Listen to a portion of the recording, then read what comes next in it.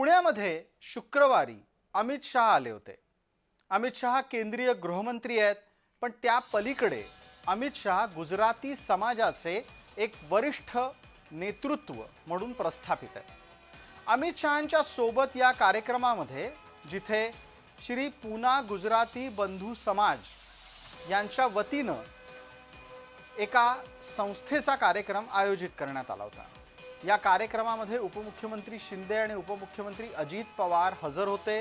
भाजपाचे इतर नेते सुद्धा हजर होते।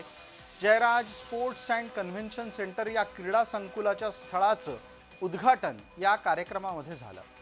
शिंदेंनी आधी अमित शहा यांच्याबद्दल एक वक्तव्य केलं, तेही आपण पाहणार आहोत आणि त्यानंतरचं पुढचं वक्तव्य।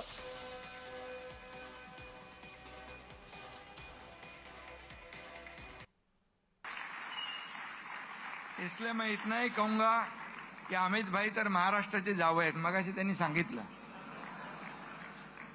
देशाचे ते गृहमंत्री आहेत, पण त्यांच्या होम मिनिस्टर आपल्या महाराष्ट्राच्या कोल्हापूरच्या आहेत। त्यांच्या घरात गुजराती आणि मराठी आनंदाने नांदतात, दोन्ही भाषा। आणि म्हणून महाराष्ट्र आणि गुजरात या दोन्ही राज्यांनी विकास, उद्योग आणि संस्कृतीच्या क्षेत्रामध्ये नेहमी देशाला दिशा दाखवलेली आहे। आणि म्हणून मी आपल्या सगळ्यांना मनापासून खूप खूप शुभेच्छा देतो। मनापासून या चांगल्या वास्तूला खूप खूप आपलं अभिनंदन करतो आणि हे असंच वाढत जाईल। आपली एकजूट अशीच मजबूत ठेवा आणि या राज्याच्या विकासामध्ये आपलं देखील योगदान आहे।